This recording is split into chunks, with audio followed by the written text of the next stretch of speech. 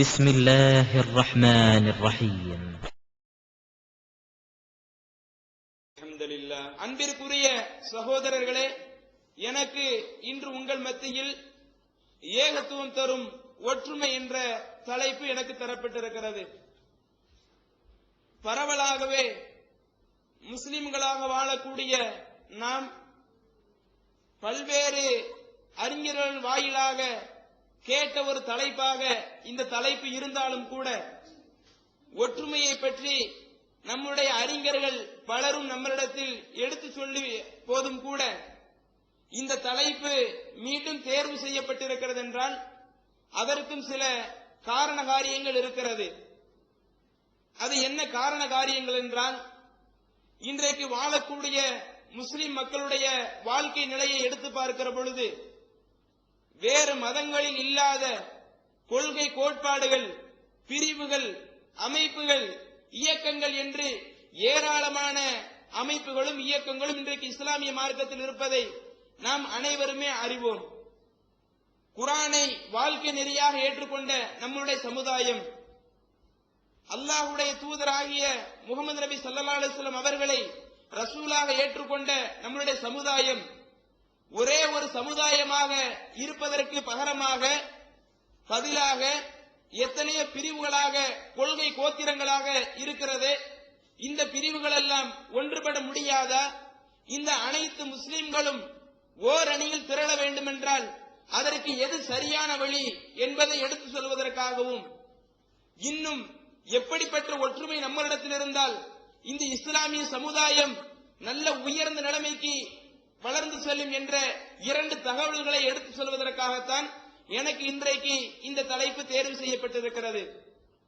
பொதுவாக முஸ்லிம்களாக இருக்கக்கூடிய நாம், அதிலும் குறிப்பாக இந்தியாவில் வாழக்கூடிய முஸ்லிம்கள், இன்றைக்கு ஒற்றுமை இல்லாததன் விளைவாக நாம் எத்தனை பிரச்சனைகள் சந்திக்கிறோம் என்பதை சற்று ஒவ்வொருவருமே நம்முடைய மனக்கண் முன்னாடி போட்டு பாருங்க.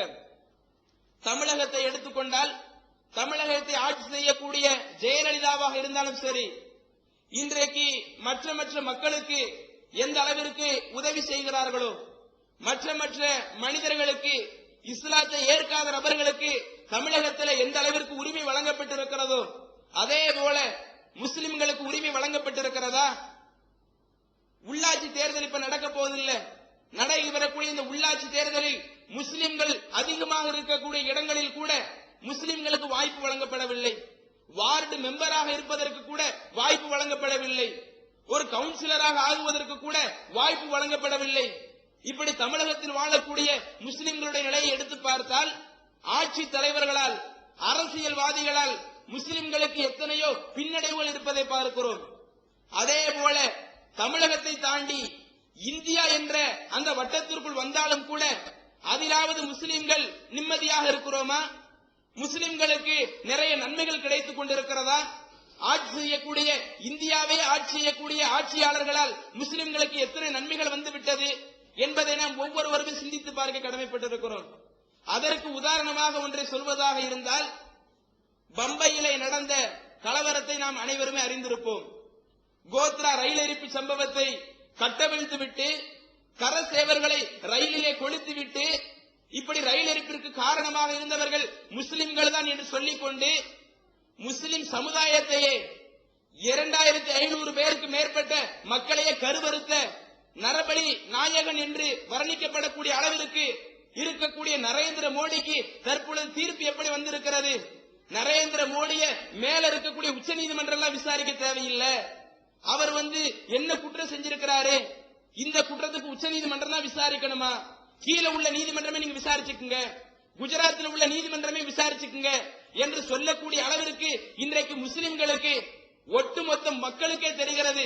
இன்னும் சொல்ல போனால் 2 வருடங்களுக்கு முன்பாக தகல்கா என்று சொல்லக்கூடிய ஒரு பத்திரிகை நிறுவனம் அந்த மும்பை கலவரத்தில் ஈடுபட்ட நபர்களை எல்லாம், இன்னும் குஜராத் கலவரத்தில் ஈடுபட்ட நபர்களை எல்லாம் அவர்களிடத்தில் பேட்டி அளித்து, அவர்களுக்கே தெரியாம கேமரா பதித்து, எப்படி நீங்கள் முஸ்லிம்களை கொன்றீர்கள், எப்படி எல்லாம் கருவறுத்தீர்கள் என்றெல்லாம் செய்தியை பட்டவர்த்தனமாக இந்த உலகத்திற்கு எடுத்து சொன்னாலும் இன்றைக்கு முஸ்லிம்களுடைய நிலைமை, இந்தியா லெவலில் இருக்கக்கூடிய முஸ்லிம்களுடைய நிலைமை என்ன?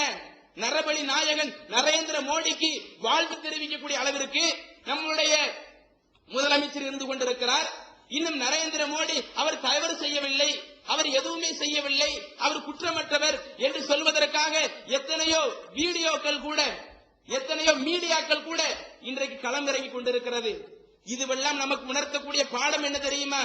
ஏதோ தலைப்புக்கு வெளியே பேசுற மாதிரி நினைக்கிறீங்க. இதுதான் நம்மளுடைய தலைப்புக்கு மெயினான ஒரு நோக்கமே. இந்த அளவிற்கு தமிழகத்தில் எடுத்தாலும் முஸ்லிம்கள் கொடுமைப்படுத்தப்படுகிறோம், இந்திய லெவலில் எடுத்தாலும் முஸ்லிம்கள் கொடுமைப்படுத்தப்படுகிறோம். என்ன காரணம் தெரியுமா? இன்றைக்கு இருக்கக்கூடிய முஸ்லிம்களிடத்தில், தமிழக முஸ்லிம்களிடத்தில், இந்தியாவில் வாழக்கூடிய முஸ்லிம்களிடத்தில் ஒற்றுமை இல்லை. அப்படி ஒற்றுமை இருந்தால், முஸ்லிம்கள் அனைவருமே ஓர் அணியில் திரண்டிருந்தால் இஸ்லாத்தை கருவறுக்க முடியுமா? முஸ்லிம்களை எதிர்க்க முடியுமா? இன்றைக்கு தமிழகத்தில் வாழக்கூடிய முஸ்லிம்களுடைய எண்ணிக்கையை எடுத்துக் கொள்ளுங்கள், இந்தியாவில் வாழக்கூடிய முஸ்லிம்களுடைய எண்ணிக்கையை எடுத்துக் கொள்ளுங்கள். நாம் பல்வேறு கூறுகளாக பிரிந்திருக்காமல் ஓர் அணியில் திரண்டிருந்தால் எந்த சக்தியாலும், எவ்வளவு பெரிய அதிகார சக்தியினாலும், ஆட்சி செய்யக்கூடிய சக்தியினாலும் ஒன்ன கூட செய்ய முடியாது. ஏன்னா நம்ம இடத்துல ஒற்றுமை இருந்தால். இன்னைக்கு அந்த ஒற்றுமை இல்லையே. அந்த ஒற்றுமை இல்லாததற்கு என்ன காரணம்? எத்தனை நபர்கள் பேசுவார்கள், ஒற்றுமையை பத்தி பேசுவார்கள்.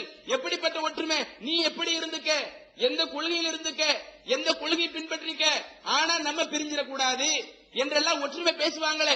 இதுவல்ல ஒரு போலி ஒற்றுமை.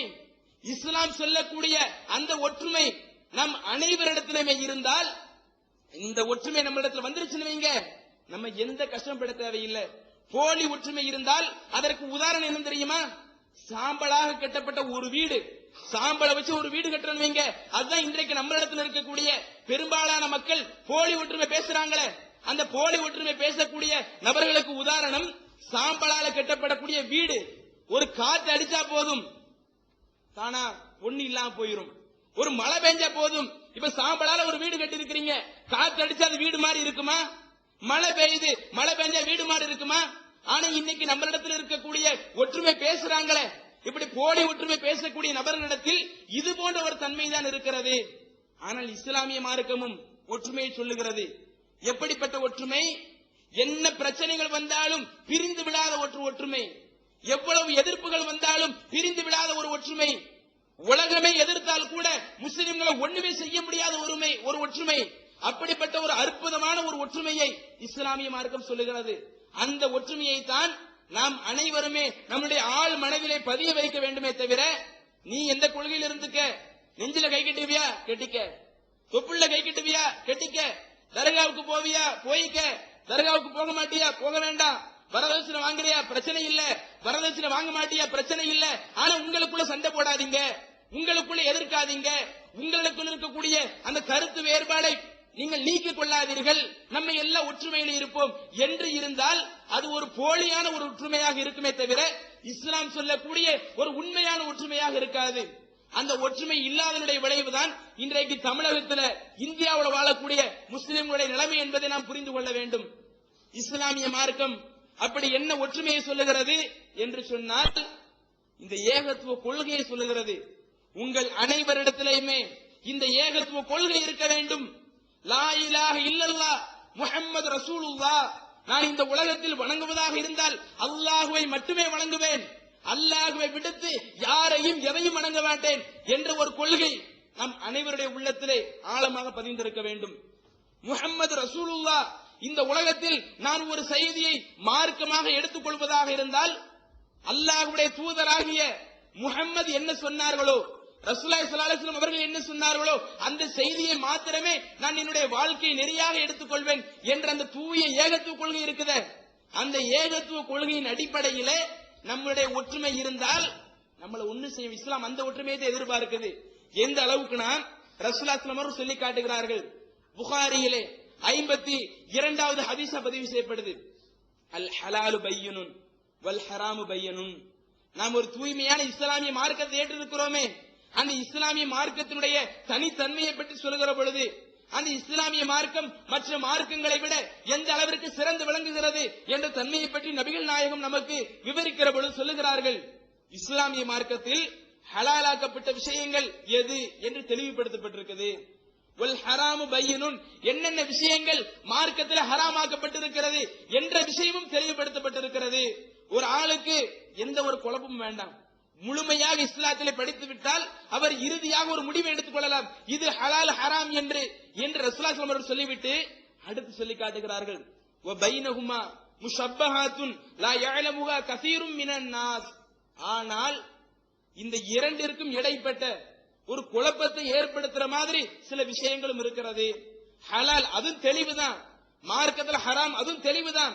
அப்படி ஹலால் ஹராம் தெளிவாக்கப்பட்டிருந்தாலும் அந்த இரண்டிற்கும் இடர்பாடு தர்ற மாதிரி இது ஹலாலா ஹராமா, மார்க்கத்தில் அனுமதியா அனுமதி இல்லையா என்று இப்படி சொல்ற மாதிரி கூட சில விஷயங்கள் இருக்கும்.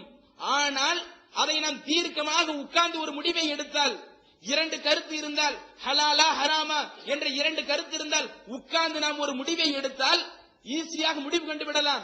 உட்கார்ந்து முடிவெடுக்காம நீ எப்படி இருந்துக்க நான் இப்படி இருந்துக்கிறேன் ஆனா ஒற்றுமை இந்த மாதிரி ஒரு இருந்துச்சுன்னு சொன்னா நம்ம ஒண்ணுமே செய்ய முடியாது என்று ரசூலுல்லாஹி சொல்றாங்க. லா யஅலமுஹா கஸீரும் மினன் நாஸ். ஆனா நிறைய மக்களுக்கு தெரியாம இருக்குது. மார்க்க ஹலாலாக்கி இருக்குது, அது தெளிவாக்கப்பட்டிருக்குது, ஹராமாக்கப்பட்டது அது தெளிவாக்கப்பட்டிருக்குது. இன்னும் அதற்கு ரெண்டுக்கு இடர்பாடு தர்ற மாதிரி சில விஷயங்கள் இருந்தாலும் தீர்க்கமாக உட்கார்ந்து முடிவெடுத்தால் அது தெளிவாக போய்விடும் என்று ரசூலுல்லாஹி சொல்லி காட்டுறாங்களே.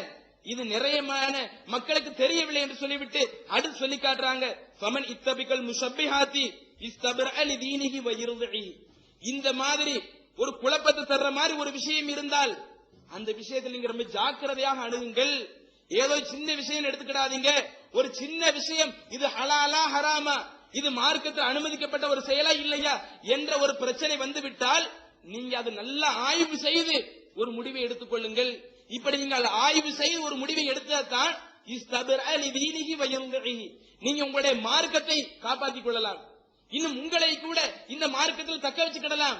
அதே போல் ரசூல் சொல்லி காட்டுறாங்க, வமன் வகஅ ஃபி ஷுபஹாத்தி, யார் அந்த குழப்பத்தை ஏற்படுத்துற மாதிரி இருக்கக்கூடிய அந்த விஷயத்துல போய் விழுந்துடுறாங்களோ, ஒரு தெளிவான ஒரு முடிவை எடுக்காம அந்த குழப்பத்தை ஏற்படுத்தக்கூடிய அந்த விஷயத்துல போய் யார் விழுந்துறாங்களோ அவங்களுக்கு ரசூலுல்லாஹி ஒரு உதாரணம் சொல்லி காட்டுறாங்க. கராஇன் யர்ஆ ஹவுலல் ஹிம. இந்த மனிதனுடைய உதாரணம் என்னவென்றால், வேலியோரம் மேய்க்கக்கூடிய ஆட்டு இடையனை போல. ஒரு வேலி இருக்குது, நமக்கு உட்பட்ட இடம் இருக்குது, அந்த வேலியோரம் ஆடு மேய்ப்பாங்கல்ல, அந்த ஆட்டு இடையனை போல. யூஷிகு ஐவாக்கியஹு, அந்த ஆடு என்ன செஞ்சிரும், அந்த வேலியோரமத்தை நம்மளுடைய ஆடு மேயும் பொழுது அந்த ஆட்டு இடையன் ஒழுங்காக அந்த ஆட்டை பராமரிக்க வேண்டும், அந்த ஆட்டை கவனிக்க வேண்டும். அந்த ஆட்டை அந்த ஆட்டு இடையன் சரியான முறையில் பராமரிக்கவில்லை என்றால் அடுத்தவன் நிலத்துல போய் மேய்ஞ்சிரும். அடுத்தவன் நல்ல நிலத்துல இருக்கக்கூடிய அந்த பொருளை போய் சாப்பிட்டு பிற்காலத்தில் உங்களுக்கே ஒரு பிரச்சனையாக போய்விடும் என்ற ஒரு அற்புதமான ஒரு உதாரணத்தை சொல்லி காட்டுகிறார்கள். இந்த உதாரணம் நமக்கு சொல்லக்கூடிய கருத்து என்ன? மார்க்கம் ரெண்டையுமே, ஹலால் ஹராம் இரண்டையுமே தெளிவுபடுத்தி இருந்தாலும் அதுல சந்தேகம் வர்ற மாதிரி ஏதேனும் ஒரு விஷயங்கள் இருந்தால் நாம் எப்படி முடிவெடுக்க வேண்டும்? அனைத்து விஷயங்களை பார்த்து ஒரு தீர்க்கமான ஒரு முடிவை எடுத்தால் நம்முடைய மார்க்கத்தையும் காப்பாற்றிக் கொள்ளலாம், நம்மையும் மறுமையிலிருந்து காப்பாற்றிக் கொள்ளலாம். அதுல ஒரு தீர்க்கமான ஒரு முடிவு எடுக்காம ஒரு அசால்ட்டாக ஒரு முடிவை எடுத்தால், ஒரு ஆட்டு இடையன் எப்படி அந்த ஆடை வேலியின் பக்கம் மேய்க்கும் பொழுது அடுத்தவனுடைய அந்த வேலையில போய் அடுத்தவனுடைய அந்த விளைநிலத்துல போய் அந்த ஆடு போய் சாப்பிட்டுருமோ, அந்த மாதிரி என்ன விஷயம் மார்க்கத்தில் தடை செய்யப்பட்டிருக்கிறதோ, ஹராமாக்கப்பட்டிருக்கிறதோ, அந்த ஹராமாக்கப்பட்ட விஷயத்துல கூட நீங்க போய் விழுந்துருவீங்க. இந்த விஷயத்துல ரொம்ப ஜாக்கிரதை இருந்துக்குங்க என்று ரசூலுல்லாஹி ஸல்லல்லாஹு அலைஹி வஸல்லம் அவர்கள் ஒரு அற்புதமான ஒரு உபதேசத்தை வழங்கினாங்களே. அதுக்கும் இந்த ஒற்றுமைக்கும் நம்ம கொஞ்சம் பொருத்தி பார்ப்போம். ரசூலுல்லாஹி இப்படி ஒரு உபதேசம் சொல்றாங்கல்ல, அதற்கும் இன்றைக்கு நம்மளிடத்துல போலி ஒற்றுமை பேசிக் கொண்டிருக்கிறார்களே, இந்த போலி ஒற்றுமைக்கும் ஒரு பொருத்தத்தை நம்ம பொருத்தி பார்க்க கடமைப்பட்டிருக்கிறோம். இன்னைக்கு போலி ஒற்றுமை பேசுறாங்களே, எப்படிப்பட்ட ஒற்றுமை? நீ என்ன நாள் செஞ்சுக்க, நம்ம எல்லாம் ஒன்று சேர்ந்து இருப்போம் என்று சொல்றாங்களே, இது மார்க்கம் காட்டி தந்த ஒரு ஒற்றுமையா? இது மார்க்கத்தில் அனுமதிக்கப்பட்ட ஒரு செயலா என்றால் நிச்சயமாக இல்லை. ஏன்னா அல்லாஹ் தஆலா சொல்லுகிறான், ஒற்றுமையை பற்றி பேசுகிறான். எப்படி இறைவன் பேசுகிறான் தெரியுமா? 3வது அத்தியாயத்தில் 102, 103 ஆகிய வசனங்கள் அல்லாஹ் தஆலா தெளிவுபடுத்துகிறான். யா அய்யுஹல்லதீன ஆமனூ, ஈமான் கொண்ட மக்களே, இத்தகுல்லாஹ் ஹக்க துகாத்திஹி, நீங்கள் அல்லாஹ்வை எப்படி அஞ்ச வேண்டுமோ, இறைவனை எப்படி பயந்து நடக்க வேண்டுமோ அந்த அடிப்படையில் இந்த உலகத்தில் இறைவனை அஞ்சி வாழுங்கள் என்று சொல்லிட்டு அடுத்து அல்லாஹ் சொல்றான், வலா தமூதுன்ன இல்லா வ அன்தும் முஸ்லிமூன், நீங்கள் முஸ்லிம்களாகவே தவிர மரணிக்காதீர்கள். இந்த உலகத்தில் நீங்க ஈமான் கொண்டவங்களா இருக்கிறீங்க, கடைசி வரை உங்களுடைய வாழ்க்கை எப்படித்தான் இருக்கணும்? முஸ்லிமாக வாழ்ந்து முஸ்லிமாக மரணிக்கக்கூடிய ஒரு பாக்கியத்தை தான் நீங்கள் அடைய வேண்டுமே தவிர முஸ்லிம் அல்லாத நிலையில நீங்கள் மரணித்து விடாதீர்கள் என்று ஈமான் கொண்ட மக்களுக்கு இறைவன் ஒரு உபதேசத்தை சொல்லிவிட்டு இறையச்சத்தை வலியுறுத்தி விட்டு அடுத்த வசனத்தில் சொல்லி காட்டுகிறான், வஅதஸிமு பிஹப்லில்லாஹி ஜமீஆ. ஈமான் கொண்ட மக்களே, ஹபிலில்லா அல்லாஹ்வுடைய கயிறு இருக்கிறதே, அந்த அல்லாஹ்வுடைய கயிறை நீங்கள் அனைவருமே ஒன்றாக சேர்ந்து பற்றி பிடித்துக் கொள்ளுங்கள். ஒற்றுமை பத்தி அல்லாஹ் பேசுறான். எப்படி பேசுறான்? இந்த உலகத்துல வாழும் பொழுது நீ எப்படி இருந்துக்க, நான் எப்படி இருந்துக்கிறேன், எல்லா ஒற்றுமை இருப்போம். இந்த ஒற்றுமை அல்லாஹ் சொல்லல. அல்லாஹ் சொல்லக்கூடிய ஒற்றுமை எப்படிப்பட்ட ஒற்றுமை? பிஹப்லில்லாஹி ஜமீஆ. அல்லாஹ்வுடைய கயிற்றை நீங்கள் அனைவருமே பலமாக பற்றி பிடித்துக் கொள்ளுங்கள். வலா தஃபர்ரகு, நீங்கள் பிரிந்து விடாதீர்கள், ஒற்றுமை இருங்க, நீங்க பிரிஞ்சிடாதீங்க என்று அல்லாஹ் சொல்லிட்டு எந்த ஒற்றுமை சொல்லுகிறான்? என்னுடைய கயிறு இருக்கிறது. அல்லாஹ்வுடைய கயிறுனா என்ன? இறைவன் புறத்திலிருந்து என்னென்ன செய்திகள் எல்லாம் நமக்கு வேத அறிவிப்பாக வழங்கப்பட்டதோ, குர்ஆன் அது வஹீ தானே, குர்ஆன் அல்லாஹ் தானே சொன்னது, அது அல்லாஹ்வுடைய கயிறு. இன்னும் ரசூலுல்லாஹி ஸல்லல்லாஹு அலைஹி வஸல்லம் அவருடைய நபிமொழி அதுவும் ஹதீஸ் தானே, ஹதீஸ் கூட ஒரு வஹீ தானே, அதுவும் அல்லாஹ்வுடைய கயிறு. இப்படி என்னென்ன விஷயங்கள் எல்லாம் இறைவன் புறத்திலிருந்து வந்திருக்கிறதோ அந்த இறைவன் புறத்திலிருந்து வந்த செய்தியை மாத்திரம் நீங்கள் ஒற்றுமையாக பற்றி பிடித்துக் கொள்ளுங்கள். அல்லாஹ் எப்படிப்பட்ட ஒரு ஒற்றுமை சொல்லுகிறான்? என் புறத்திலிருந்து உங்களுக்கு எந்த செய்தி வேத அறிவிப்பாக வழங்கப்படுகிறதோ அதை மாத்திரம் நீங்கள் பலமாக பற்றி பிடித்துக் கொள்ளுங்கள். வலா தஃபர்ரகு, நீங்கள் பிரிந்து விடாதீர்கள். இன்னும் அல்லாஹ் தஆலா சொல்லி காட்டுகிறான், வதுகுரு நிஅமத்தல்லாஹி அலைக்கும் இது குன்தும் அஅதாஅன். அந்த நபி தோழர்களை பார்த்து சொல்லி காட்டுகிறான், இஸ்லாம் சொல்லக்கூடிய இந்த ஒற்றுமை, இறைவன் எதை சொல்லுகிறானோ அதை மாத்திரம் நாங்கள் அனைவருமே சேர்ந்து பற்றி பிடிப்போம் என்ற ஒரு ஒற்றுமை இருந்தால் அதற்கு இந்த உலகத்தில் கிடைக்கக்கூடிய ஒரு பரிசு என்ன என்பதை அல்லாஹ் சொல்லி காட்டுகிறான். நபி தோழர்களை பார்த்து சொல்லும் பொழுது, நபி தோழர்களே நீங்க எப்படி இருந்தீங்க, உங்களுக்கு நான் செய்த அருளை எண்ணி பாருங்கள். இது குன்தும் அஅதாஅன், நீங்கள் விரோதிகளாக இருந்தீர்கள், உங்களுக்கு மத்தியில் பகைவர்களாக இருந்தீர்கள். இப்படிப்பட்ட நேரத்தில் உங்களுக்கு இஸ்லாம் என்ற ஒரு வாழ்க்கை நெறி கிடைத்தது. அந்த இஸ்லாத்துல நீங்க ஒரு உறுதியான இஸ்லாம் சொல்லக்கூடிய அந்த ஒற்றுமையில இருந்தீங்க. அந்த ஒற்றுமை வந்த காரணத்தினால நீங்க பகைவரா இருந்தீங்களே, பகைவரா இருந்த உங்களை நான் எப்படி மாத்திட்டு தெரியுமா? ஃபஅல்லஃப பைன குலூபிக்கும், உங்களுடைய உள்ளங்களை எல்லாம் நான் இணைத்து விட்டேன். இஸ்லாம் சொல்லக்கூடிய ஒற்றுமை வந்தால் இந்த உலகத்தில் நாம் எப்படி இருப்போம் என்பதை அல்லாஹ் எப்படி சொல்லி காட்டுறான் பாருங்க. நம்ம எதிரிகளாக இருந்தாலும் கூட இஸ்லாம் சொல்லக்கூடிய ஒற்றுமை நம்மளிடத்தில் வந்தால் ஃபஅல்லஃப பைன குலூபிக்கும், உங்களுடைய உள்ளத்திலே உங்களுடைய உள்ளங்களுக்கு மத்தியிலே நாம் ஒரு இணைப்பை ஏற்படுத்தினோம். ஃபஅஸ்பஹதுஹும் நிஅமத்திஹி இஹ்வானா, நீங்கள் என்னுடைய அருளால் சகோதரர்களாக மாறிவிட்டீர்கள். ஒருவருக்கொருவர் சண்டையிட்டுக் கொண்டிருந்தீர்கள், ஒருவருக்கொருவர் அடித்துக் கொண்டிருந்தீர்கள். இஸ்லாத்தை ஏற்பதற்கு முன்பாக இஸ்லாம் என்ற தூய வாழ்க்கை நெறி கிடைத்தவுடனே உங்களுக்குள்ள ஒரு ஒற்றுமை, ஒரு யூனிட்டி ஃபார்ம் ஆன உடனே எப்படி உங்களுடைய வாழ்க்கை முறை மாறிவிட்டது? நீங்கள் எல்லாம் சகோதரர்களாக மாறிவிட்டீர்களே, இதை கொஞ்சம் நினைத்து பாருங்கள் என்று அல்லாஹ் தஆலா ஒற்றுமையை பற்றி பேசிவிட்டு, அந்த ஒற்றுமை இருந்தால் எவனாலே ஒன்று செஞ்சிட முடியாது, நம்ம எல்லாரும் கடைசி வரை ஒற்றுமையாக இருந்து கொண்டே இருப்போம் என்று கூட அல்லாஹ் தஆலா ஒரு வாக்குறுதி கொடுக்கிறான். எப்படிப்பட்ட ஒற்றுமை? இன்னைக்கு போலி ஒற்றுமை பேசுறாங்க, அந்த ஒற்றுமை கிடையாது. இறை வசனத்தில் ஒற்றுமையா இருப்போம், ஹதீஸ்ல ஒற்றுமை இருப்போம். ஹதீஸுக்கு மாற்றமாக இஸ்லாத்தில் இருந்தால் கூட அதை கண்டிப்போம், அதை எதிர்ப்போம் என்ற ஒரு ஒற்றுமை இருக்க வேண்டும் என்று அல்லாஹ் தஆலா வலியுறுத்துகிறான். அதே போல இன்னொரு ஒற்றுமையும் அல்லாஹ் சொல்லுகிறான். 42வது அத்தியாயத்தில் 15வது வசனமாக அல்லாஹ் சொல்றான், ஷரஅ லக்கும் மினத் தீனி, நபியே உங்களுக்கு நான் மார்க்கமா கொடுத்திருக்கிறேனே, இஸ்லாம கொடுத்திருக்கிறேனே. இந்த இஸ்லாம் எப்படிப்பட்ட இஸ்லாம் தெரியுமா? மா வஸாபிஹி நூஹன், நூஹ் நபிக்கு நாம் எதை வசியத்தாக சொன்னோமோ, நூஹ் நபிக்கு அந்த மக்களுக்கு எதை எடுத்து சொல்லுமாறு சொன்னோமோ அந்த விஷயத்தை தான் உங்களுக்கும் நான் கொடுத்திருக்கிறேன். நீங்க மக்களுக்கு இஸ்லாத்தை அழைக்கிறீங்களே, இஸ்லாத்தின் பக்கம் மக்களை அழைக்கிறீங்களே, இந்த இஸ்லாம் எப்படிப்பட்ட இஸ்லாம்? நூஹ் நபிக்கு நான் எதை கொடுத்தேனோ அதைத்தான் நான் உங்களுக்கும் கொடுத்திருக்கிறேன் என்று சொல்லிட்டு அடுத்து அல்லாஹ் சொல்றான், வல்லதி அவ்ஹைனா இலைக்க வமா வஸைனா பிஹி இப்ராஹீம் வ மூஸா வ ஈசா. இன்னும் நாம் உங்களுக்கு வலியுறுத்துவது என்னவென்றால், முகமது நபிக்கு அல்லாஹ் தஆலா வசியத் பண்றான், முகமது நபிக்கு அல்லாஹ் தஆலா வலியுறுத்துகிறான். என்ன வலியுறுத்துறான்? மா வஸைனா பிஹி இப்ராஹீம் வ மூஸா ஈசா, இப்ராஹிம் நபிக்கும் மூசா நபிக்கும் ஈசா நபிக்கும் இறைவன் என்னத்தை வலியுறுத்தினானோ அதை செய்தே நான் உங்களுக்கும் வலியுறுத்துகிறேன் என்று சொல்லிவிட்டு அடுத்து அல்லாஹ் சொல்றான், அன் அகீமுத்தீன், இறைவன் மூசா நபிக்கு வலியுறுத்திய விஷயம் என்ன?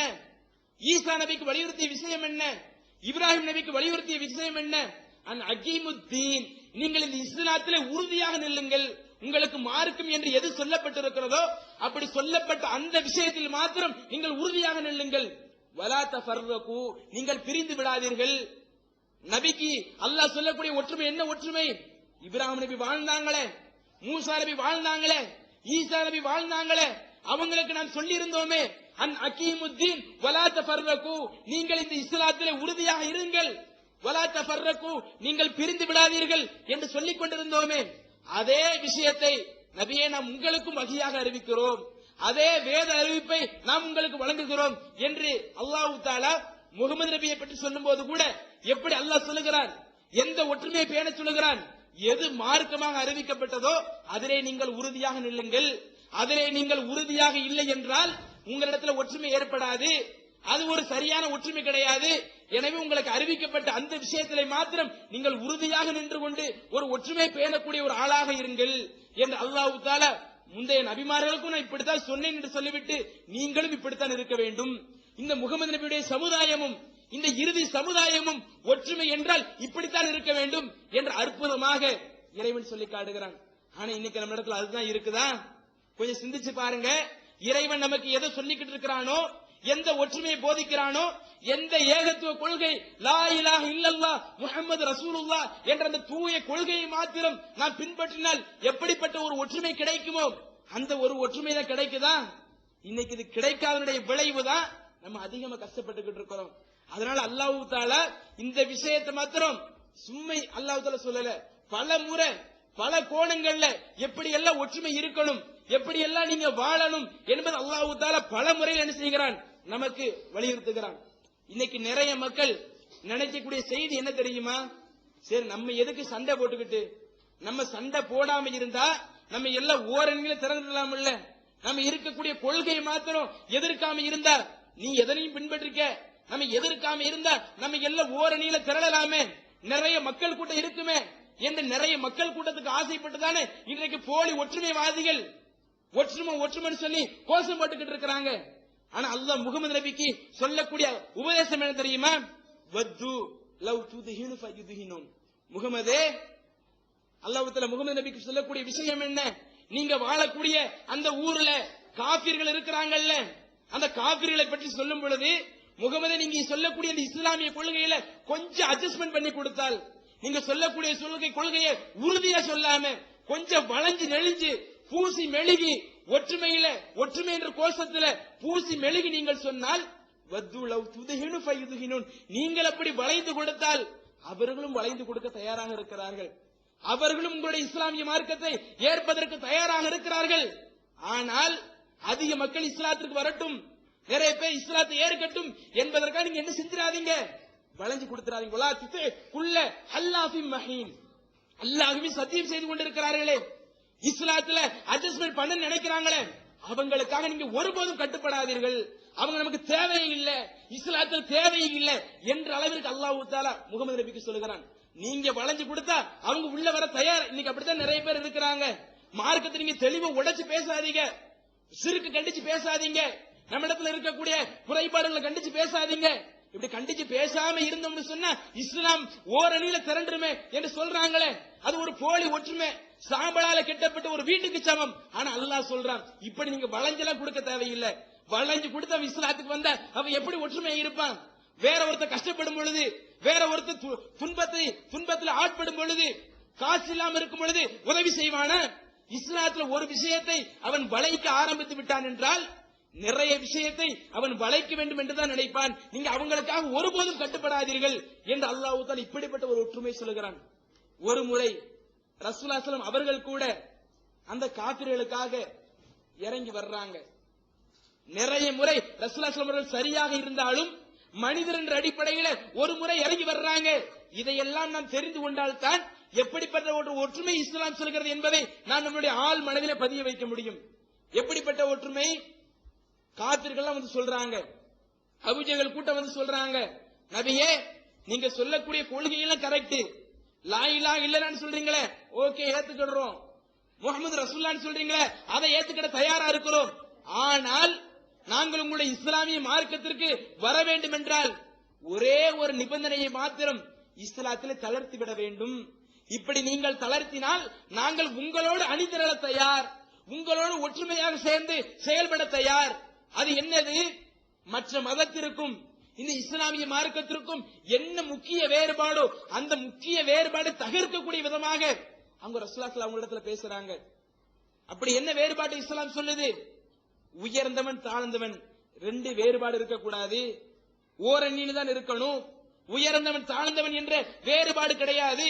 ஆதமுடைய மக்கள் அனைவருமே ஒரே தாய் தந்தையிலிருந்து பிறந்தவர்கள் என்று இஸ்லாமிய மார்க்கம் சொல்லுகிறதே, அதை தளர்த்து சொல்றாங்க. நாங்க இஸ்லாத்துக்கு வர தயார், ஆனா நீங்க என்ன செஞ்சிடுறீங்க? எங்களையும் எங்களுடைய அடிமைகளையும் ஒண்ணு ஆக்கி வச்சிருக்கீங்க. இஸ்லாத்துக்கு வந்தா நாங்க தொழுகிறத இருந்தா எங்க பக்கத்துல வந்து அடிமை நின்று தொழுதுகிட்டு இருக்கிறாங்க, அது மாத்திரம் எங்களுக்கு கொஞ்சம் சரியா தெரியல. நீங்க என்ன செய்யுங்க? இத மாத்திரம் கொஞ்சம் மார்க்கத்தில் தளர்த்தி தாங்க, நாங்க உங்களோட அணிதிரள தயாராக இருக்கிறோம் என்று சொல்லும் பொழுது ரசூலுல்லாஹி அவங்க கூட மனிதன் அடிப்படையில் என்ன செய்யறாங்கன்னா, சரி இவங்க வந்தா கூட நல்லா தானே இருக்கும், இவங்களையும் நம்ம சேர்த்துக்கிடலாமே என்று எண்ணி அவங்களோட ஒரு பேச்சுவார்த்தை நடத்திக்கிட்டு இருக்கிறாங்க. இதெல்லாம் நம்ம அதிகமா கேள்விப்பட்ட ஒரு செய்தியாக இருந்தாலும் இதுல இருக்கக்கூடிய படிப்பனையை நாம் அனைவருமே எடுக்க மறந்துடுறோம். இதுல இருக்கக்கூடிய விஷயம் என்ன என்பது தெளிவு உடைச்சு பேசமா இருக்கிறாங்க. அப்படி பேச்சுவார்த்தை நடந்திருக்கக்கூடிய அந்த சபையில உம்மி மக்தும் இப்னு உம்மி மக்தும் என்று சொல்லக்கூடிய அப்துல்லா பின் உம்மி மக்தும் என்று சொல்லக்கூடிய கண் தெரியாத சஹாபி வந்து ரசூலுல்லாஹி ஸல்லல்லாஹு சலாம் சொல்றாங்க. இந்த கண் தெரியாத சஹாபி யாரு என்றால், அந்த குறைஷ்கள் சொல்றாங்கல்ல, தாழ்த்தப்பட்ட மக்களையும் எங்களையும் ஓரணியில வச்சு நடத்தாதீங்க என்று சொல்லும் பொழுது தாழ்த்தப்பட்ட மக்கள் இந்த அப்துல்லா பின் உம்மி மக்தும் இருக்கிறாங்க. அப்படி சொன்ன உடனே ரசூலுல்லாஹி அவங்களுக்கு இந்த சஹாபி சலாம் சொன்ன உடனே ரசூலுல்லாஹி முகம் சுளிக்கிறாங்க. கொஞ்ச நேரம் இருந்தா அழகா இவங்களை கூட இஸ்லாத்துல லம்பா எடுத்துக்கிடலாம், ஆனா இந்த நேரத்துல கடைசி நேரத்துல வந்து இப்படி சலாம் சொல்லி நம்ம என்ன நினைச்சோமோ அந்த காரியத்தை சரியா நடக்க விடாம பண்ற மாதிரி தெரியுது என்று சொல்லி முகம் சுளிக்கிறாங்க. அல்லாஹ் சும்மா விட்டானா? ஒரு சூறாவிலேயே அல்லாஹ் முகமது நபியை கண்டிக்கிறானே இல்லையா? முகமது நபியை பற்றி சிறப்பித்து பல இடங்கள் சொன்ன அல்லாஹ் இந்த ஒரு விஷயத்துல முகமது நபி தவற விட்டதனால அபசபத்தவல்லாஹ் கடுகெடுத்தார், புறக்கணித்தார். அன்ஜாஉல் அழ்மா, அவரிடத்துல ஒரு குருடர் வந்து சலாம் சொன்னதுக்காக இப்படி கடுகெடுப்பீங்களா? உங்களை நாடி இஸ்லாத்தை தேடி ஒரு ஆள் வந்துகிட்டு இருக்கிறாங்க, அவங்களை புறக்கணிச்சுட்டு இவங்க இடத்துல என்ன உறவு கிடைக்குது?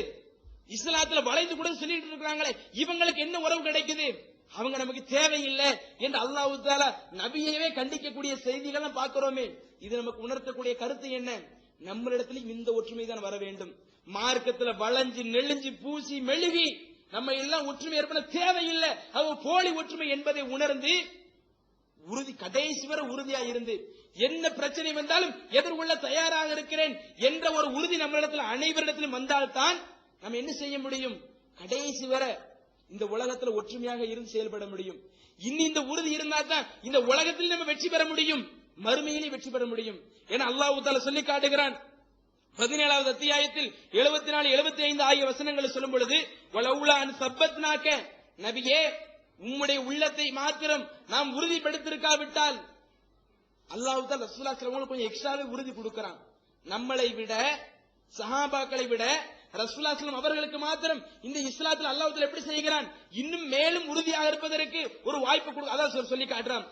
வலவுலா அன் சப்பத்னாக, உம்முடைய உள்ளத்தை மாத்திரம் நாம் உறுதிப்படுத்திருக்காவிட்டால் எனக்கு கித்த தர்க்கனு இலைஹிம் ஷைஅன் கலீலா, நீங்க என்ன செஞ்சிருப்பீங்க? அந்த அட்ஜஸ்ட்மெண்ட் தேடி வர்றாங்களே, போலி ஒற்றுமையை கேட்டு வர்றாங்களே, நீங்க அவங்க பக்கம் சாஞ்சு போயிருப்பீங்க. அப்படி நீங்கள் சாஞ்சு போயிருந்தால் இதன்ல அதற்குனாக்கும் லஃபல் ஹயாத்தி வ லஃபல் மமாத், இப்படி நீங்கள் இஸ்லாம் சொல்லக்கூடிய ஒற்றுமை இல்லாமல் இஸ்லாத்தில் இருக்கக்கூடிய விஷயங்களை பூசி மெழுகி ஒரு ஒற்றுமை உங்களிடத்தில் வந்துவிட்டால் இந்த உலகத்திலையும் நான் உங்களை தண்டிப்பேன். அல்லாஹ் ரசூலை கண்டிக்கிறான். லஃபல் ஹயாத்தி வ லஃபல் மமாத், இந்த உலக வாழ்க்கையில் உங்களுக்கு தண்டனை வரும், நீங்கள் மரணித்த பிறகும் உங்களுக்கு தண்டனை வரும், எச்சரிக்கையாக இருந்து கொள்ளுங்கள். இந்த ஒற்றுமை விஷயத்துல கூட நிறைய பேர் வர்றாங்கிறதுக்காக பூசி மெழுகி அது வேண்டாம் என்று அல்லாஹ் தஆலா இந்த அளவுக்கு என்ன செய்கிறான்? ஒரு அற்புதமான ஒரு ஒற்றுமை சொல்கிறான். இன்றைக்கு நாமும் அதைத்தான் சொல்லிக் கொண்டிருக்கிறோம். ஏகத்துவ சொல்லிக்கிட்டு இருக்கிறோமே, என்ன சொல்றோம்? நான்லாம் வரதட்சணை பத்தி நீங்க பேசாம இருந்தா நான் உங்களோட வந்து செயல்பட தேவையில்லை. நீ எதுக்கு? சிறுக்க பத்தி கண்டிக்காம இருந்தால் நாங்க உங்களோட சேர்ந்து செயல்பட தேவையில்லை. என்று நாங்கள் இன்னைக்கு சொல்லிக் கொண்டிருக்கிறோம். ஏன்னா இஸ்லாம் அப்படிப்பட்ட ஒரு அற்புதமான ஒரு ஒற்றுமையை சொல்லுகிறது. இந்த ஒற்றுமை இருந்தால்தான் நம்மளுடைய வாழ்க்கை எப்படி மாறும் தெரியுமா? இன்னைக்கு தமிழகத்தில் முஸ்லிம்கள் கஷ்டப்பட்டுக்கிட்டு இருக்கிறாங்களே, இந்தியாவில் முஸ்லிம்கள் கஷ்டப்பட்டு இருக்கிறாங்களே, அந்த கஷ்டத்தை நீக்குவதற்கு பாடுபடுவதற்கு நாம் அனைவருமே முயற்சித்தோம் என்றால் இந்த ஒற்றுமை தேவை. இந்த ஒற்றுமையை சஹாபாக்கள் தங்களுடைய வாழ்க்கையில கடைபிடித்தார்கள். எப்படி அல்லாஹ் தஆலா ரசூலுல்லாஹி ஸல்லல்லாஹு அவர்களுக்கு ஒரு அற்புத உபதேசத்தை சொன்னால் ஒற்றுமையை பற்றி, அதே ஒற்றுமையை சஹாபாக்கள் கடைபிடித்தார்கள். கடைபிடித்ததனுடைய விளைவு அவருடைய வாழ்க்கையில எப்படிப்பட்ட மாற்றங்களை பார்க்க முடியுது தெரியுமா? சற்று சிந்தித்து பாருங்கள். இஸ்லாத்தை ஏற்பதற்கு முன்பாக உயர்ந்தவன் தாழ்ந்தவன் என்று எப்படி பெருமைப்பட்டுக் கொண்டிருந்தார்கள். அடிமை என்றாலே மனிதராக மதிக்காமல் இருந்தார்களே, அப்படிப்பட்ட சஹாபாக்களுக்கு மத்தியிலே இந்த தூய இஸ்லாமிய கொள்கை கிடைத்த உடனே, அந்த இஸ்லாமிய கொள்கையில் ஓர் அணியில் திரண்ட உடனே எப்படி மாறினார்கள்? அடிமைகளை இணைத்து வாழக்கூடியவர்களாக. அடிமைக்கு ஒரு துன்பம் வந்தாலும் கூட அவர் அடிமை என்று கூட பார்க்காம இவர் ஒரு முஸ்லீம். அல் முஃமினு லில் முஃமின் கல் புன்யான். ஒரு முஃமின் இன்னொரு முஃமினுக்கு ஒரே கட்டிடத்தை போல இருக்க வேண்டும். யஷுத்து பஅதுஹு பஅதன் ஸய்யா. அந்த கட்டிடத்துல சில பகுதியை உறுதிப்படுத்துகிறது என்று ரசூலுல்லாஹி ஸல்லல்லாஹு அலைஹி அவர்கள் முஃமின்களுக்கு கட்டிடத்தை உதாரணம் சொன்னாங்களே, அந்த கட்டிடமாக திகழ்ந்தார்கள். அதே முஸ்லிம் இன்னொரு முஸ்லிம் இடத்துல எப்படி நடக்க வேண்டும் என்பதற்கு ஒரே உடலை ரசூலுல்லாஹி ஸல்லல்லாஹு அலைஹி உதாரணம் சொன்னாங்களே. உடல்ல ஒரு பகுதியில நமக்கு ஏதேனும் ஒரு பாதிப்பு ஏற்பட்டால் மொத்த பாகமே அதற்குரிய கஷ்டத்தை அனுபவிக்கும். அந்த மாதிரி முஸ்லிம் இருக்க வேண்டும் என்று சொன்னார்களே, அதை தங்களுடைய வாழ்க்கையில் கடைசி வரை அந்த சஹாபாக்கள் வாழ்ந்து காட்டினாங்களே இல்லையா? ஒற்றுமை இருந்து காட்டினாங்களே இல்லையா? அந்த ஒற்றுமை எப்படி வர முடிஞ்சு? இஸ்லாம் சொல்லக்கூடிய இந்த ஒற்றுமை, எதுவுக்கும் வளைஞ்சு கொடுக்க மாட்டேன் என்ற இந்த ஒற்றுமை இருந்தால் நம்மளுடைய காசை கூட அடுத்தவங்களுக்கு கொடுக்கறதுக்கு தயங்க மாட்டோம். நம்ம உடல் உழைப்பை கூட அடுத்தவங்களுக்கு கொடுப்பதற்கு தயங்க மாட்டோம். இன்னுடைய உயிரை கூட அடுத்தவங்களுக்கு கொடுப்பதற்கு தயங்க மாட்டோம். சஹாபாக்கள் வாழ்ந்து காட்டினாங்கல்ல. ஹிஜ்ரத் சம்பவம் நம்ம எல்லாம் கேள்விப்பட்டிருக்கிறோம். ஹிஜ்ரத்னா என்ன? இஸ்லாத்திற்காக மக்காவையே விட்டு மக்காவில் நம்ம இருந்தோம்னா தூய இஸ்லாமிய கொள்கை பின்பற்ற முடியாது என்று சொல்லி மக்காவையே விட்டு சொத்து பத்தை விட்டு மனைவி மக்களை விட்டு குடும்பங்களை விட்டு வீடுகளை விட்டு மார்க்கத்தை மாத்திரம் தன்னோடு எடுத்து வந்து ஹிஜ்ரத் பண்ணி வந்தாங்களே, அந்த ஹிஜ்ரத் சம்பவத்தை போய் நினைச்சு பாருங்க. எப்படிப்பட்ட ஒரு ஒற்றுமை இருந்தால் இந்த சமுதாயம் எங்க போய் நிற்கும் என்பதற்கு இந்த ஒரு சம்பவமே நமக்கு போதுமானது. ஹிஜ்ரத் பண்ணி வரும் பொழுது எதுவுமே இல்லாம தானே வந்தாங்க, ஒரு அகதிகளா தானே வந்தாங்க.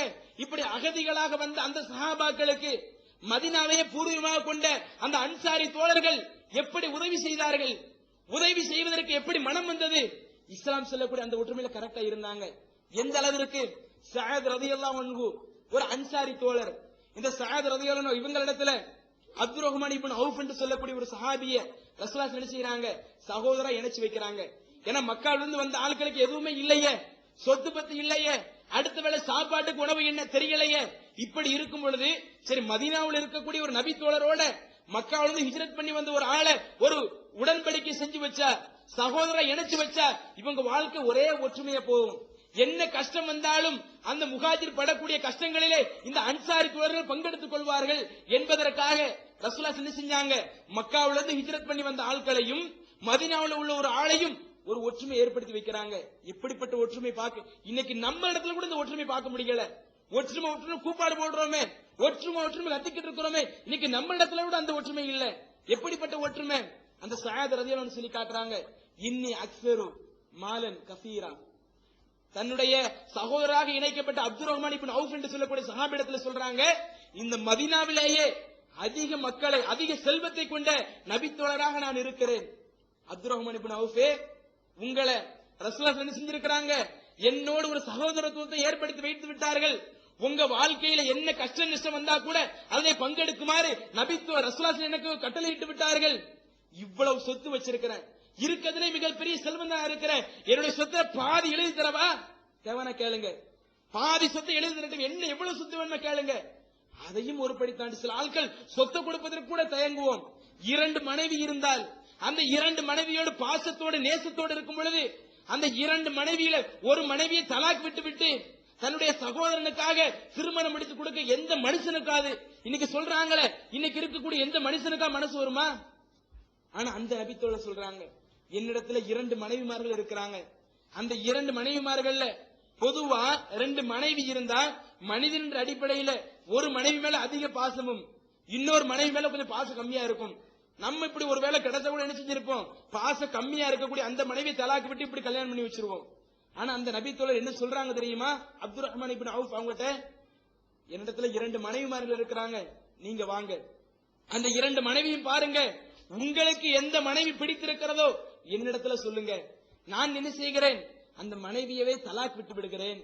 அந்த மனைவியை தலாக் விட்டு விட்டு நானே உங்களுக்கு அந்த மனைவியை கரம் பிடித்து தருகிறேன், திருமணம் முடித்து வைக்கிறேன், எந்த மனைவி பார்த்து சொல்லுங்க என்று கேட்கக்கூடிய அளவிற்கு ஒற்றுமை பின்னி பிணைந்திருந்தது.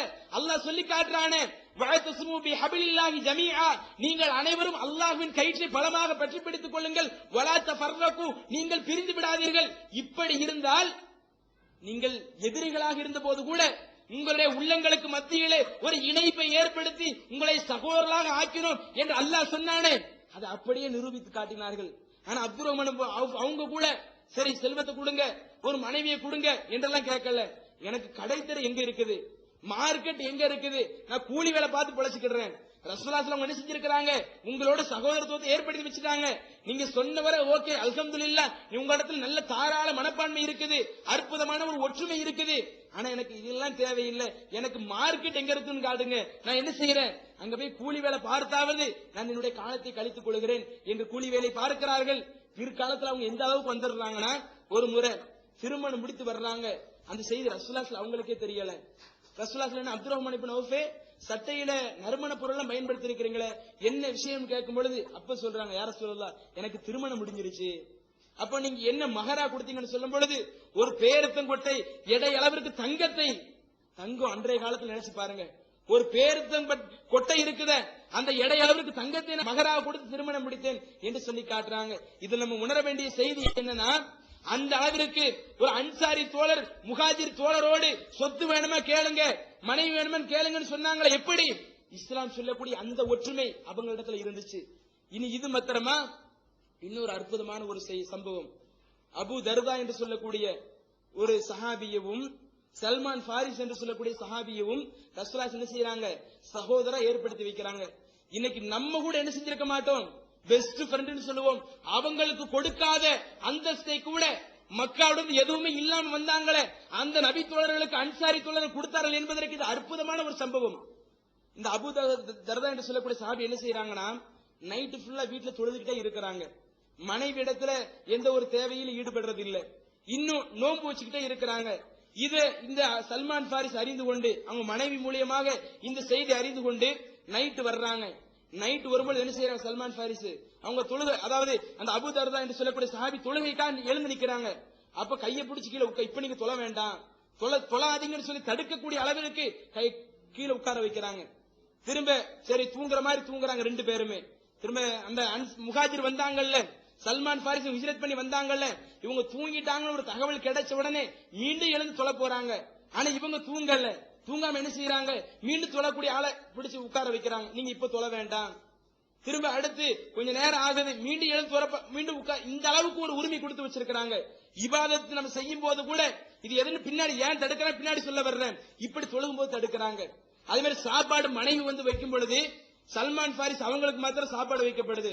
அப்ப இவங்க என்ன செய்யறாங்கன்னா, அந்த நபி தோழர் அன்சாரி தோழர் இடத்துல நீங்களும் என்னோடு சேர்ந்து சாப்பிடணும், இல்ல நான் நோன்பு வச்சிருக்கிறேன், நோன்பு வச்சிருந்தா நீங்க முறிங்க, சுண்ணத்தான நோன்பு தானே, சுண்ணத்தான நோன்பு முறிச்சிருங்க என்று சொல்லி இந்த அளவுக்கு உரிமை எடுக்கக்கூடிய அளவிற்கு, அவங்க இபாதத்திலே உரிமை எடுக்கக்கூடிய அளவிற்கு திரும்பி இந்த நபி தோழர் என்ன செய்யறாங்க, ரசூலுல்லாஹி ஸல்லல்லாஹு சொல்றாங்க, யார சொல்லலாம், சல்மான் ஃபாரிஸ் அவங்க நீங்க என்னோட ஒரு சகோதரரை ஏற்படுத்தி வச்சீங்க, என்ன நைட்டு ஃபுல்லா தொலை விட மாட்டேங்கிறாங்க, நோன்பு கூட வைக்க விட மாட்டேங்கிறாங்க என்று சொல்லும் பொழுது அப்ப ரசூலுல்லாஹி ஸல்லல்லாஹு அலைஹி சொல்லி காட்டுறாங்க, ஜௌரிக அலைக ஹக்கா, ஜௌஜிக அலைக ஹக்கா, ஜஸதிக அலைக ஹக்கா, உங்க கண்களுக்கு செய்ய வேண்டிய கடமை இல்லையா, உங்களுடைய உடலுக்கு செய்ய வேண்டிய கடமை இல்லையா, உங்க மனைவிகளுக்கு செய்ய வேண்டிய கடமை இல்லையா, நீங்க 24 மணி நேரம் தொழுதுகிட்டு இருந்தா, நோன்பு நோட்டு கொண்டிருந்தா எப்படி உங்களுடைய உடம்புக்கு நீங்க அதற்குரிய கடமையை நிறைவேற்ற முடியும், உங்களுடைய மனைவிக்கு எப்படி கடமை நிறைவேற்ற முடியும், உங்களுடைய சகோதரர் செஞ்சாரு அதுதான் கரெக்ட் என்று சொல்லி சல்மான் ஃபாரிஸ் அவங்க செய்த செயல் கரெக்ட் சொல்லி ரசூலுல்லாஹி ஸல்லல்லாஹு என்ன செய்யறாங்க, அவங்களுக்கு நிரூபிக்கிறாங்க.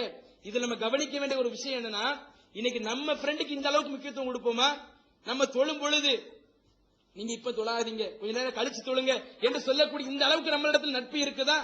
ஆனா அந்த நபி தோழரிடத்தில் நட்பு வந்துச்சு. எப்படி வந்துச்சு? எதனால வந்துச்சு? தன்னுடைய சொத்தை கூட கொடுப்பதற்கு தயாரா வந்தாங்களே. இஸ்லாம் சொல்லக்கூடிய அந்த ஒற்றுமையை தங்களுடைய ஆள் மனதிலே பதிய வைத்தார்கள். அப்படி பதிய வைத்ததனுடைய விளைவுதான் அந்த சமுதாயத்தில் ஏற்பட்ட ஒற்றுமை. பார்க்கலாம், சுப்ஹானல்லாஹ். அந்த அளவிற்கு போர்க்களம் வந்தால் அடிமையோடு சேர்ந்து வேலை செய்யக்கூடிய அளவிற்கு உயர்ந்தவன் தாழ்ந்தவன் என்ற வேறுபாடு இல்ல, கருப்பன் வெள்ளையன் என்ற வேறுபாடு இல்ல, அரபியன் அரபி அல்லாதவன் என்ற ஒரு வேறுபாடு இல்ல. அப்படி எந்தவித வேறுபாடுமே இல்லாம ஒரு ஒற்றுமை வந்தது. அந்த ஒற்றுமையை கொண்டு வந்தது எது? இஸ்லாம் சொல்லக்கூடிய அந்த தூய ஒற்றுமை, ஏகத்துவம் காட்டித்தரக்கூடிய அந்த தூய ஒற்றுமை நம்மளிடத்தில் இருந்தால் இன்ஷா அல்லாஹ் தமிழகத்துல கூட அந்த ஒற்றுமை எதிர்பார்க்கலாம். இன்னைக்கு அரசியல் ரீதியா பிளவுபட்டிருக்கிறோமே, ஆட்சி ரீதியில பிளவுபட்டிருக்கிறோமே, நம்மளுக்கு கிடைக்கக்கூடிய அந்த உரிமைகள் ரீதியா பிளவுபட்டிருக்கிறோமே, அந்த பிளவுகளுக்கு எதிராக அனைவரும் அணி திரண்டு குரல் கொடுக்க முடியாத நபராக இருக்கிறோமே. அதற்கு காரணம் என்ன? இஸ்லாம் சொல்லக்கூடிய அந்த ஒற்றுமை நம்மளிடத்தில் இருந்தால் நம்ம அடுத்தவங்களுக்கு உதவி செய்யறதுக்கு நமக்காக எதுவும் பார்க்க மாட்டோம். நான் இப்படி உதவி செய்யறதுனால எனக்கு என்ன கிடைக்கும், எனக்கு என்ன ஆதாயம் கிடைக்கும் என்ற எதையுமே நம்ம எதிர்பார்க்காம சமுதாயத்திற்காக நாம் பாடுபடக்கூடிய மக்களாக மாறலாம். இப்படி சமுதாய இந்த ஒற்றுமை இருந்தால் சமுதாயத்தில் நம்ம நல்லவங்களா இருக்கலாம். இன்னும் நட்பு ரீதியிலேயும் நம்ம நல்லவங்களா இருக்கலாம். நட்பு ரீதியில என்ன ஒரு பிரச்சனை வந்தா கூட இந்த ஒற்றுமை, இஸ்லாம் சொல்லக்கூடிய அந்த ஒற்றுமை இருந்தால் அந்த பிரச்சனைகளை எல்லாம் தூக்கி எறிந்து விட்டு நாம் அனைவருமே ஓரணியில் செயல்படுவதற்கு இது ஒரு அற்புதமான ஒரு வாய்ப்பாக அமையும். சஹாபாக்கள் மத்தியிலே பிரச்சனை வரலையா? எத்தனை பிரச்சனை நாம் கேள்விப்பட்டிருக்கிறோம். அந்த பிரச்சனைகளை எல்லாம் அவர்கள் எப்படி எதிர்கொண்டார்கள்? ஒரு முறை அபூபக்கர் ரலியல்லாஹு அன்ஹு அவங்களுக்கும் உமர் ரலியல்லாஹு அன்ஹு அவங்களுக்கும் மிகப்பெரிய ஒரு பிரச்சனை. எந்த அளவுக்குனா அபூபக்கர் ரலியல்லாஹு அன்ஹு அவங்க உமர் ரலியல்லாஹு அன்ஹு திட்டக்கூடிய அளவிற்கு, ஏசக்கூடிய அளவிற்கு கடுமையா ஏசிடுறாங்க. ஏசி முடிச்ச பிறகு ஆகா நம்ம ஏசி விட்டோமே, உமர் ரலியல்லாஹு அன்ஹு நம்ம திட்டி போட்டோமே என்று அபூபக்கர் அவர்கள் நினைத்து விட்டு உமர் ரலியல்லாஹு அவங்கள்ட்ட போய் மன்னிப்பு கேட்கறாங்க. நான் உங்களை தெரியாம திட்டிட்டேன், என்னை மன்னிச்சிருங்க என்று கேட்கும் பொழுது அப்போ உமர் ரலியல்லாஹு அன்ஹு என்ன சொல்றாங்க? என்ன நீங்க திட்டினதுக்கு நான் உங்களை மன்னிப்பேனும், நான் உங்களை மன்னிக்க மாட்டேன் என்று சொல்லி உமர் அவங்க கூட கோவிச்சுக்கிடுறாங்க. திரும்ப அபூபக்கர் ரலியல்லாஹு அன்ஹு என்ன செய்றாங்க? ரசூலுல்லாஹி ஸல்லல்லாஹு அலைஹி வந்து சொல்றாங்க, யார் ரசூலுல்லாஹ் இப்படி எனக்கும் உமர் அவங்களுக்கும் ஒரு பிரச்சனை இருந்துச்சு, நான் உங்களை திட்டிட்டேன், திட்டின பிறகு எனக்கு அது ஒரு மன வருத்தத்தை ஏற்படுத்துச்சு, ஐயோ நம்ம திட்டி போட்டோமே என்ற ஒரு வருத்தத்தை எனக்கு கொடுத்துச்சு. நான் என்ன செஞ்சேன்? அவங்களிடத்துல போய் மன்னிப்பு கேட்டேன்.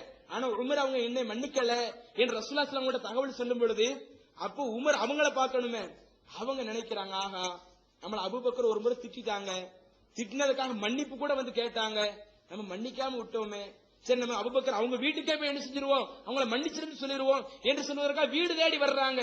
ஆனா வீட்டுல அபூபக்கர் அவங்க இல்ல. அப்ப தெரிஞ்சிருச்சு சரி ரசூலுல்லாஹி ஸல்லல்லாஹு அலைஹி தான் போயிருப்பாங்க, ரசூலுல்லாஹி ஸல்லல்லாஹு அலைஹி போய் வழக்காடுறதுக்கு போயிருப்பாங்க என்று சொல்லி ரசூலுல்லாஹி ஸல்லல்லாஹு அலைஹி தேடி வரும் பொழுது அப்ப ரசூலுல்லாஹி சொல்லி காட்டுறாங்க, மக்களே நான் உங்களுக்கு நபியாக அனுப்பப்பட்ட பொழுது, நான் இறை தூதர் என்று சொல்லும் பொழுது நீங்கள் அனைவருமே என்னை பொய்யர் என்று சொன்னீர்கள். பிற்காலத்துல சஹாபாக்கள் இஸ்லாத்துக்கு வந்தாங்க. ரசூலுல்லாஹி ஸல்லல்லாஹு அலைஹி நபின்னு சொன்ன உடனே எல்லாம் இஸ்லாத்தை ஏத்துக்கிட்டாங்களா? யாரும் இஸ்லாத்தை ஏத்துக்கிடலையே. என்ன சொல்லி காட்டுறாங்க? நான் உங்களிடத்தில் நபின்னு சொன்ன பொழுது நீங்க எல்லாரும் என்னை பொய்யர்னு சொன்னீங்க, ஆனா அந்த ஆரம்ப காலகட்டத்திலேயே அபூபக்கரை நீ உண்மைப்படுத்தினாங்களே, அதனால அந்த சஹாபிய எனக்காக நீங்க மன்னிக்க மாட்டீங்களா என்று ரசூலுல்லாஹி ஸல்லல்லாஹு அலைஹி அவர்கள் பரிந்து பேசக்கூடிய அளவிற்கு அபூபக்கருடைய சிறப்பு இருக்குது. நம்ம கவனிக்க வேண்டிய விஷயம் என்னன்னா, அதற்கு பிறகு மன்னிச்சு விட்டாங்கல்ல, மன்னிச்சு மத்த விஷயங்களை எல்லாம் இணைந்து செயல்பட்டாங்கல்ல, ஒற்றுமை இருந்தாங்கல்ல, அந்த ஒற்றுமையை கொடுத்தது எது? ஏகத்துவ கொள்கை தான். அபூபக்கர் அவர்கள் அந்த ஏகத்துவ கொள்கை உறுதியாக இருந்ததனுடைய விளைவுதான். சரி நம்ம சகோதரனை மன்னிச்சு விடுவோம், நம்ம சகோதரர் தானே என்று மன்னிப்பு கேட்கக்கூடிய அளவிற்கு வந்தார்கள். இன்னும் எத்தனை பிரச்சனைகள் எடுக்கலாம், அவர்களுக்கு மத்தியில் எடுத்துக்கொண்ட பிரச்சனைகள் எடுத்துக்கொண்டால் அந்த பிரச்சனைகளை ஈஸியாக சுமூகமாக தீர்வு கண்டாங்களே, அந்த தீர்வு கண்டது அனைத்திற்குமே ஒரே வழி, அந்த நட்பு கூட ஒழுங்காக இருக்க வேண்டும் என்றால் இந்த ஏகத்துவம் தரக்கூடிய அந்த ஒற்றுமையில் இருந்தால் நட்பும் ஒழுங்காக இருக்கலாம், குடும்பமும் ஒழுங்காக இருக்கலாம், சமுதாயம் ஒழுங்காக இருக்கலாம். ஆக இஸ்லாம் சொல்லக்கூடிய அந்த ஏகத்துவ ஒற்றுமை தான் உண்மையான ஒற்றுமையாக இருந்து நாம் அனைவருமே செயல்படுவதற்கு ஒரு வழிவகையை தருமை தவிர இது அல்லாம போலி ஒற்றுமையை பேசினால் அது நமக்கு எந்த ஒரு பலனும் இல்லை என்பதை தெரிவித்துக் கொண்டு எனது உரையை நிறைவு செய்கிறேன். அஸ்ஸலாமு அலைக்கும் வரஹ்மத்துல்லாஹி வபரகாத்துஹு. அல்லாஹ்